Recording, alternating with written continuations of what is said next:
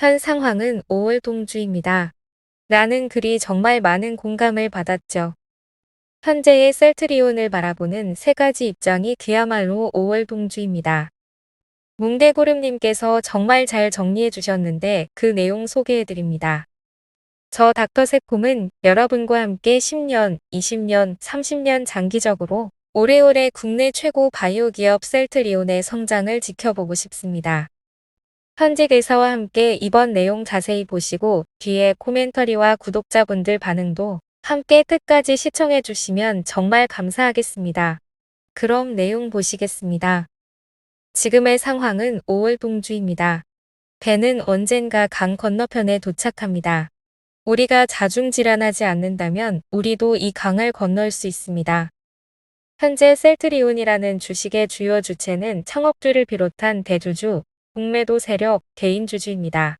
각 주체별 입장을 추측해보면 다음과 같습니다. 1. 창업주를 비롯한 대주주. 서정진 회장은 주요 행사에서 본인을 절반은 공무원이라고 말하곤 합니다.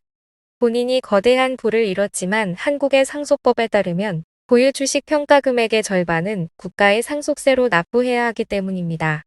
삼성가처럼 현금이 많은 것도 아니고 회사가 아직은 삼성전자처럼 막대한 현금 배당을 할 상황도 아니기에 이대로 서정진 회장이 사망하면 그의 주식 중 절반은 국가에 속세로 내야 합니다.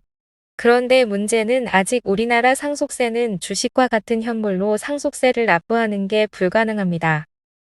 즉, 어지간한 외풍에는 쓰러지지 않을 굴지의 바이오 기업을 이룬 이상 서정진 회장을 비롯한 대주주 일가의 당면 과제는 셀트리온이라는 기업에 대한 지배력을 유지하며 안전하게 상속하는 것입니다. 이를 위해 셀트리온 홀딩스를 설립했고 정확한 시점은 모르지만 상장 3사 합병을 통해 셀트리온 홀딩스가 합병 셀트리온 홀딩스를 지배하는 지배구조를 만들 겁니다. 만약 상장사 3사 합병이 불발된다면 서정진 회장을 비롯한 대주주 일가는 두 가지 문제점에 봉착할 겁니다. 1. 상속 후 기업에 대한 지배력 약화. 2. 21세기 투자 기준이 되고 있는 ESG상의 치명적인 문제. 따라서 무슨 일이 있어도 상장 3사 합병을 추진할 것이며 가능하면 본인들에게 가장 유리한 방식으로 진행할 겁니다. 그럼 창업주 일가에게 가장 유리한 합병이란 무엇일까요? 1. 최대 비율의 통합 셀트리온 지분 확보. 2. 최소 금액의 주식 매수 청구권 금액 지출. 얼마 전 공시된 셀케양 계약 공시 등을 미루어 짐작해 볼 때 셀트리온의 매출을 이연시키고 헬스케어의 재고 자산을 소비시키면서 상장을 준비하는 거의 모든 회사가 하는 방식이고 서정진 회장님이 자선 사업가도 아니니 어느 정도 예상은 했습니다. 문제는 2번입니다. 제가 생각했던 최소 금액의 주식 매수 청구권 금액 달성 방식은 X였습니다. 때문에 합병 발표 및 시점에 따라 호재를 모아서 터뜨리며 주가를 부양하지 않을까? 라고 생각했죠. 셀트리온 상장사 3사 합병이라는 메가톤급 호재의 상승률이 50%라고 가정한다면 발표 시점까지는 최대한 주가는 누르는 게 대주주에겐 이득입니다. 25만 37만 5천와 30만 45만은 다르니까요. 정리하면 창업주를 비롯한 대주주의 입장은 셀트리온에 대한 안정적인 지배력 확보입니다. 2. 공매도 세력. 공매도 세력의 입장은 몇 가지 전제를 바탕으로 생각해 보겠습니다. 셀트리온 공매도 목적이 일반적인 공매도 수익 추구가 아니다. 충분한 규모의 차명 계좌를 운영하고 있다. 셀트리온의 공매도 세력들의 목적이 일반적인 공매도 수익이었다면 올해 공매도 재개 이후 엄청난 공매도 물량을 쏟아부으며 주가를 하락시켰어야 합니다. 물론 주가는 하락했습니다. 하지만 공매도 잔고도 많이 줄었습니다. 즉, 셀트리온의 공매도 세력들의 공매도 목적은 주가를 하락시킨 후 저가의 환매에서 차익을 보는 게 아니라는 뜻입니다. 그럼 그들의 진짜 목적은 뭘까요? 아마도 최대 규모의 물량 확보일 겁니다. 많은 분들이 셀트리온 공매도의 목적으로 언급하시는 S그룹 승계와 관련된 부분은 그 승계를 위한 지렛대가 충분히 커졌기에 이미 달성했다고 보는 게 타당합니다.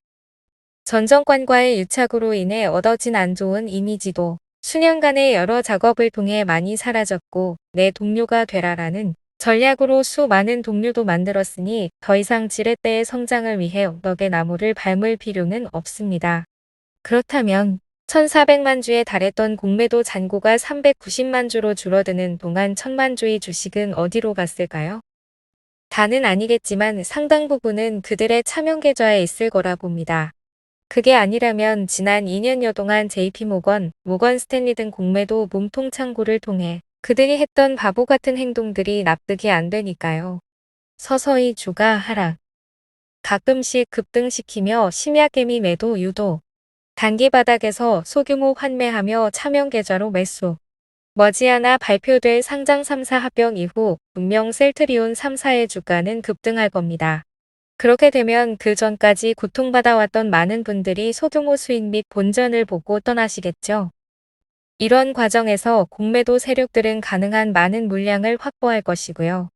작은 바램이 있다면 그리고 정의라는 게 있다면 지난 10여 년간 셀트리온 주주들을 괴롭혔던 그들이 조금이라도 적은 물량만을 가지고 가길 바랍니다.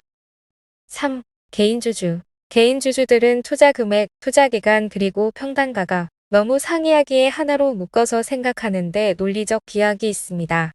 예를 들어 평단가 5만원대의 10년 넘은 주주와 평단가 20만원대의 3에서 4년 주주 그리고 평단가 30만원대의 1년 주주의 입장은 너무도 다릅니다.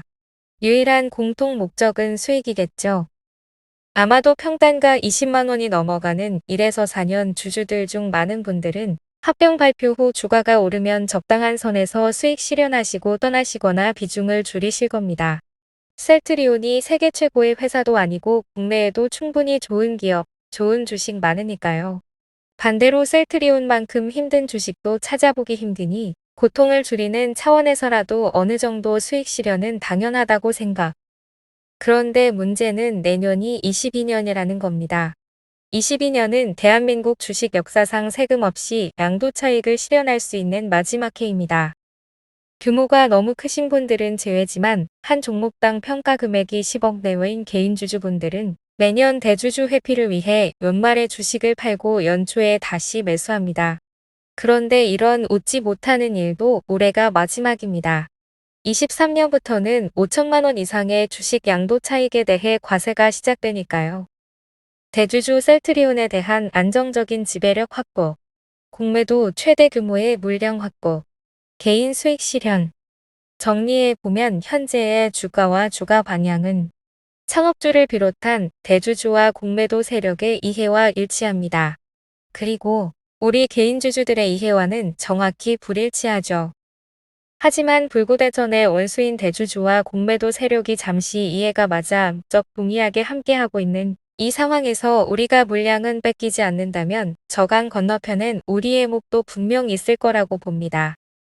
합병 셀트리온은 현재 ESG 평가에서 가장 낮은 점수를 받고 있는 G 부분을 상당 부분 해결하기에 향후 다양한 기관 및 외국인들의 투자를 받는데 유리할 것이며 언젠가는 진행될 한국 주식시장의 마스의 선진국 지수 편입과 함께 큰 시너지를 낼 겁니다.